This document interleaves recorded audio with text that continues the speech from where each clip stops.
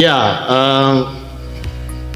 pada akhirnya sekarang ini kita melihat partai-partai yang sudah ada, termasuk partai kita, Partai Amanat Nasional, itu terutama di Manggarai Barat ini, Barat ini itu mendapatkan 3 kursi.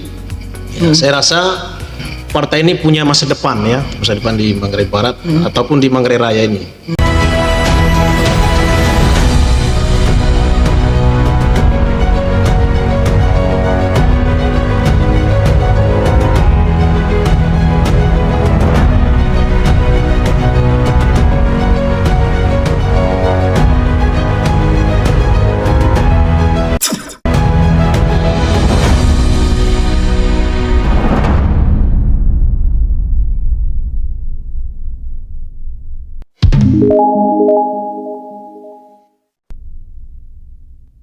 Pemirsa podcast Obrol Ringan yang saat ini masih setia menonton podcast Obrol Ringan di media Flores Kreatif TV.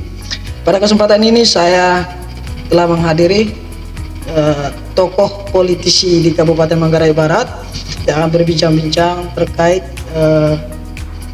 perkembangan politik yang ada di Manggarai Barat saat ini, dan banyak figur-figur muda yang mulai muncul di atas permukaan dalam rangka ikut terlibat dalam dunia perpolitikan yang ada saat ini, bahkan sedang mempersiapkan untuk pesta demokrasi yang akan datang.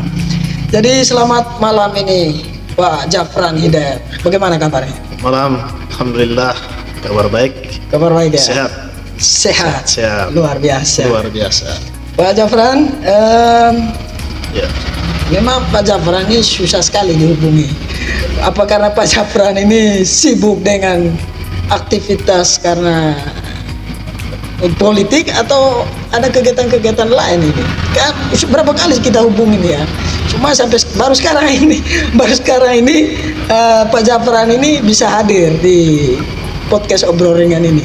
Ya, semenjak 2019 yang lalu ya, saya memang ada beberapa tugas-tugas lain ya, di mana saya juga ya seperti teman-teman muda lain juga banyak aktivitas selain politik juga. Kita juga melakukan aktivitas lain seperti bisnis ya, saya juga mengurus beberapa teman-teman muda yang cenderung mereka mengatakan bahwa politik dan bisnis itu satu kesatuan, sehingga saya mengurus itu, sehingga sekarang baru ketemu lagi dengan Bung Hamid nih. Itu sudah ya. Memang lama sekali ya. Lama, kita ya, mungkin berbulan-bulan kalau tidak salah itu. Ya, kalau terakhir kita ketemu kayaknya sebelum pilkada ya. Sebelum pilkada 2020 yang lalu ya. Ya banyak lah yang kita bincang pada saat itu ya. Jadi Pak Jafran, sekarang ini Pak Jafran kan mantan caleg juga ya. Iya. Mantan caleg berapa kali Pak Jafran, dan partainya apa saja itu? Ya, awal pertamanya adalah setelah saya tamat kuliah 2015 yang lalu. 2015 ya? Iya, 2015. Saat itu ada pilkada ya. Waktu itu pilkada, saya mengurus salah satu paket di situ. Paketnya waktu itu pilkada Manggarai Barat. Kami berada salah satu paket, yaitu paketnya Pak Maksi Gasa. Waktu itu beliau wakil bupati, kemudian beliau menggandeng Pak Haji Asis, sehingga saya terlibat langsung untuk mengurus paket itu, termasuk lobby-lobby partai. Selesai kuliah langsung ikut terlibat? Iya, langsung. Saya sekitar tamatnya, selesainya Februari 2015, kita masuk ya sekitar Maret sampai Oktober itu kita urus paket ini ya, termasuk lobby-lobby sampai ke Jakarta. Kemudian 2015 ya? Ya, 2015. Kemudian ketika itu, tapi sebentar, pada saat itu Pak Jafran sudah masuk di struktural partai atau belum? Ya, di partai politik saya memang belum begitu aktif, terutama di Partai Keadilan Sejahtera waktu itu. Cuman kita kader-kader muda yang dididik waktu itu, terutama saat di kampus, karena dunia kampus saya sudah mulai aktif, sehingga kemudian saya ikut ya kader muda di Partai Keadilan Sejahtera waktu itu. Sehingga di PKS ya? Iya, di PKS pertamanya. Sehingga Saya mengatakan bahwa kapan lagi kalau bukan sekarang, apalagi ini Pilkada Manggarai Barat waktu itu ya. Kemudian setelah itu 2017, 2018, kan 2019 saya pindah haluan. Sebentar. Iya. 2019 pindah haluan. Maksudnya ya, pindah haluan bagaimana maksudnya? Maksudnya begini. Ketika awal-awal kita di PKS Muda waktu itu, ya, saya menjadi kader mudanya. Tapi kita lihat bahwa dalam perjuangan partai itu sama saja. Apakah dia partai yang cenderung Islamis atau partai yang moderat, sama saja ya. Akhirnya saya 2019 itu pindah ke Partai Amanat Nasional ya. Partai Amanat Nasional PAN. PAN ya. 2019. 2019-nya. Dan saya ikut di pencalekan di Partai Amanat Nasional, masuk caleg di provinsinya Dapil NTT 4 ini ya, Manggarai Raya. Manggarai Raya. Caleg provinsi dari Partai PAN. Partai PAN. Itu pertama kali ya? Iya, pertama kali. Pertama kali langsung terjun ke provinsi ya? Iya, provinsi ya. Ini keras juga Pak Jafran. Itulah ya. Sudah. Sebentar, apa yang membuat Pak Jafran ambil keputusan itu? Kan 2019 ada juga untuk caleg kabupaten kan? Apa yang melatar belakangi? Sepertinya Pak Jafran harus ke provinsi.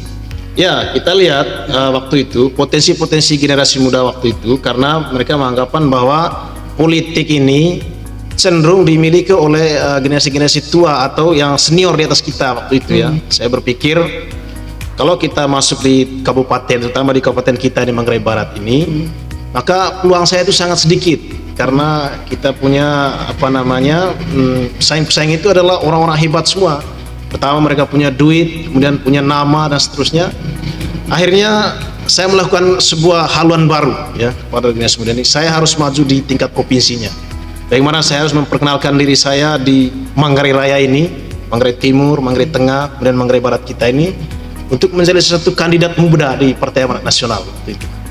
Saya berpikir ya inilah jalan saya. Kemudian dengan beberapa teman muda kami membentuk sebuah jaringan di 3 Manggarai ini. Teman-teman yang tamat angkatan saya dan kuliah, saya bentuk mulai dari Manggarai Timur, Manggarai Tengah, Manggarai Barat. Dan ya terbentuk semua. Iya, terbentuk. Nah, ini responnya juga cukup bagus ya. Cukup bagus. Tapi keputusan itu kan sangat berani menurut saya itu Pak Jafran. Iya, untuk di saat orang ya sedang gencar-gencarnya untuk ya keterlibatan politiknya calonnya di kabupaten, tapi Pak Jafran pas itu kan memilihnya untuk tingkat provinsi. Itu keputusan yang sangat di luar ya, saya katakan bahwa di luar kemampuan anak-anak muda pada saat itu juga. Iya. Itu kan butuh budget banyak juga Pak. Iya, betul ya. Cuman kita berpikir karena politik kita khususnya di Manggarai Barat ini atau pada umumnya lah ya, bahwa mereka mengatakan kalau politik itu identik dengan uang.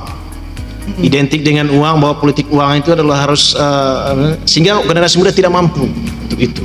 Tapi saya berpikir ya apa salahnya kita mulailah di tingkat provinsi ini, karena kita melakukan pergerakan itu cukup luas. Tidak sempit seperti misalnya kayak di Dapil 1 ini atau di Kabupaten Dapil 1 ini, ruangan kita itu cukup sempit. Sehingga saya mengambil haluan lebih besar ya, kayak di 3 Manggarai ini. Intinya saingannya ketat ya di kabupaten ini. Iya, saingan ketat. Kemudian mereka cenderung untuk memilih, dan generasi muda tidak ada yang mampu. Saya lihat waktu itu, saya ingat sekali waktu 2019 itu pencalekan, saya lihat beberapa caleg muda yang ikut di daerah itu, mereka tidak mampu.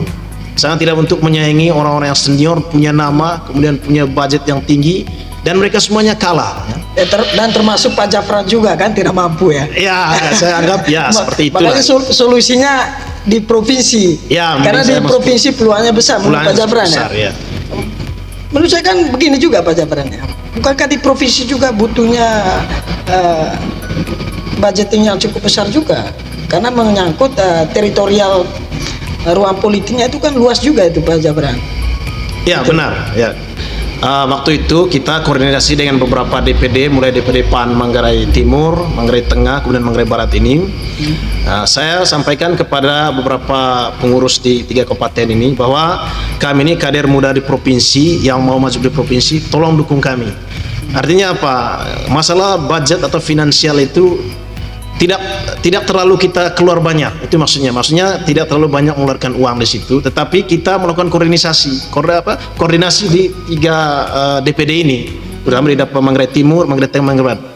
dan saya suaranya cukup signifikan, sehingga kemudian hasilnya adalah PAN di provinsi ini itu mendapatkan 2 kursi. Dua kursi untuk... sementara kita hanya merebut 10 kursi. Dari PAN-nya dapat 2 kursi. 2 kursi. Untuk sedaratan NTT. Di Manggarai Rayanya, dapil kitanya. Di Manggarai Raya utus 2 orang. 2 orang yang menang, yang kandidat yang menang itu. Karena akumulasi dari suara kami yang 10 orang ini di PAN, termasuk salah satunya, saya waktu itu nomor urut 5. Nomor urut 5 ya? Nomor 5 ya, sehingga saya berpikir dengan suara ini nanti bisa mampu untuk, buktinya iya, mestinya dulunya hanya 1 kursi, kita dapat 2 kursi PAN untuk PAN. Sementara partai-partai lain, partai besar lainnya, mereka hanya mendapatkan 1 kursi. Sementara rebut kita di 3 Manggarai ini adalah hanya 10 kursi. Berarti bagi saya ini adalah suatu perjuangan yang luar biasa ya. Meskipun saya di situ kalah. Sebelumnya dari partai PAN sendiri jumlah kursi di provinsi itu berapa? Kursi di Manggarai Raya ini hanya 1 kursi saja, karena kita rebut 10 kursi, setiap partai itu hanya 1 kursi saja. Sementara PAN saat kami masuk, termasuk saya masuk, itu langsung mendapatkan 2 kursi. Sementara partai besar lain hanya 1 kursi. 2 kursi pada saat itu ya. Pak Jafar, kira-kira keputusan rencana ke depan ini bagaimana? Sebentar, Pak Jafar sekarang masih di PAN atau sudah ada haluan baru lagi? Ya, pada akhirnya sekarang ini kita melihat partai-partai yang sudah ada, termasuk partai kita, Partai Amanat Nasional, itu terutama di Manggarai Barat ini, Barat ini itu mendapatkan 3 kursi. Saya rasa partai ini punya masa depan di Manggarai Barat ataupun di Manggarai Raya ini. Apakah keputusan kita nanti masuk ke partai lain ataukah kita itu nanti lihat kondisinya. Karena pencalekan sekarang ini dia lihat bagaimana partai itu cenderung peluang ada atau tidak gitu ya. Karena semua politisi mengatakan adalah peluangnya ada, karena ketika kita maju lagi di periode berikutnya itu tidak lagi sekedar untuk memperkenalkan diri, tidak, tapi kita ada potensi untuk menang ya.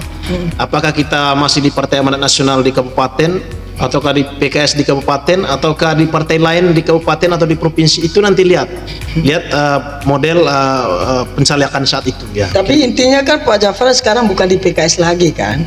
Iya, kalau di PKS memang bukan. Sudah hengkang kan dari situ. Sudah. Kalau tidak salah Pak Jafar juga pernah di PBB kan?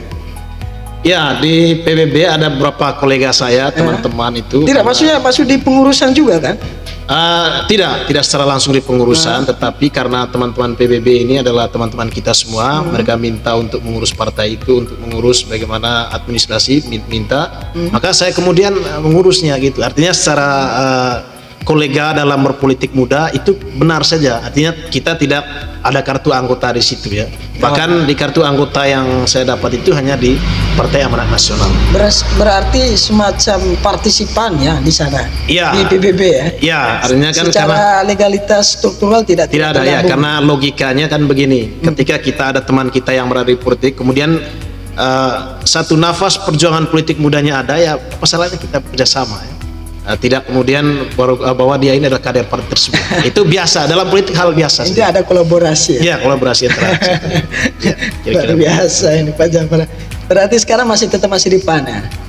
Ya, tetap masih di PAN, kartu anggota masih di PAN. Cuman kita lihat ke depan ini, terutama pribadi saya berpikir untuk periode berikutnya kita mengatakan bahwa saya maju, nanti tidak maju lagi, atau nanti saya tidak maju, nanti tiba-tiba maju, maka tetap intinya begini, bahwa kita yang politisi muda ini harus bisa terjunlah di dunia politik ya. Minimal menjadi pengurus partai ataupun partisipan dalam partai, atau minimal kita memperhatikan bagaimana politik itu, karena politik itu adalah cenderung dengan bagaimana kita membangun daerah. Ini politik itu membangun daerah, terutama generasi muda. Politik itu membangun daerah. Membangun daerah ya. Nah, apa yang membuat Pak Jafar bahwa politik itu adalah membangun daerah? Apa yang melatar belakang Pak Jafar menyatakan bahwa politik membangun daerah? Iya. Bukankah politik itu kerangka untuk mencapai satu tujuan, untuk menguasai suatu wilayah? Iya. Bukankah itu salah satu definisi ya? Iya, politik maksudnya politik membangun daerah itu maksudnya ya ketika kita berada dalam ranah politik, ya, semua elemen-elemen yang adanya itu di bawah pengawasan orang berpolitik. Artinya apa? Kayak pemerintahan daerah kita sekarang di Manggarai Barat ini. Kalau saat pemilihan bupati ataupun pemilihan itu adalah keputusan itu diambil ketika kekuasaan itu ada. Nah, jadi ketika kekuasaan itu ada, maka pembangunan berjalan. Nah, bagaimana kalau bayangkan beberapa daerah kita itu tidak ada orang-orang yang berpolitik, maka pembangunan itu tidak akan berjalan di daerah itu. Ini fakta yang terjadi di lapangan. Saya lihat ada beberapa daerah yang seperti daerah-daerah yang terpencil itu, karena tidak ada politisi di situ, maka tidak ada yang memperjuangkan daerah itu. Ini fakta yang terjadi di lapangan. Makanya penting ya masuk politik begitu ya? Ya, politik penting sekali. Kita masuk kemudian dengan tujuan bagaimana kita membangun daerah atau minimal kita membangun dapil kita. Katakanlah saya membangun masuk di salah provinsi. Ini membangun daerah Manggarai Raya ini cukup besar, kompleks ini permasalahannya, maka kita harus berjuang di provinsi. Pun juga nanti ketika masuk di daerah, katakanlah di dapil 1 di tempat-tempat saya, di rumah saya, maka bagaimana saya harus mengurus kecamatan, 4 kecamatan ini, bagaimana saya juga harus mengurus tentang pembangunan daerahnya, maka orang-orang politisi berperan penting di situ terhadap politik. Makanya Pak Jafran mengatakan bahwa politik adalah untuk membangun. Iya, bagian dari membangun daerah ya. Luar biasa Pak Jafran. Iya. Ini saya ada informasi juga ini Pak Jafran. Ya. Kalau tidak salah sekarang Pak Jafran ini sudah punya haluan baru ini. Ya. Kendaraan politik baru lah, kira-kira begitu. Ya, memang ini persiapannya lah, kan persiapan kendaraan politik baru. Kemudian dengan adanya beredar beberapa isu parpol-parpol baru yang hadir sekarang ini, ya kita menganggapan bahwa partai-partai baru ini punya potensi ke depannya. Ketika punya potensi, maksudnya partainya berpotensi atau Pak Jafran sendiri yang berpotensi? Iya, dua-duanya. Katakanlah begini, partai politik baru ini, karena kita kalau masuk di partai-partai yang sudah ada, kemudian peluang kita itu tidak ada, maka itu hal yang tidak mungkinlah kita masuk lagi di situ. Tetapi ketika ada partai politik baru, kemudian kita maju di situ, maka menurut saya juga penting untuk maju di situ. Artinya kan ya kita berkoordinasi dengan mereka, bekerja sama dengan pengurusnya, ataupun kita harus ikut mengambil partisipasi dalam partai baru itu. Sehingga nanti ketika kita pencalekan, mereka menarik kita atau mereka berkoordinasi dengan kita. Oh ini loh kendaraan baru, kira-kira begitulah ya. Ada beberapa mungkin sudah tahu kalau beberapa politik baru yang sudah beredar, itu menurut saya penting juga kita menjadi bagian dari mereka dan teman dengan mereka, kira-kira begitulah ya. Baik pemirsa podcast Obrol Ringan, ini perbincangan yang sangat luar biasa bersama tokoh politik muda yang ada di Kabupaten Manggarai Barat ini.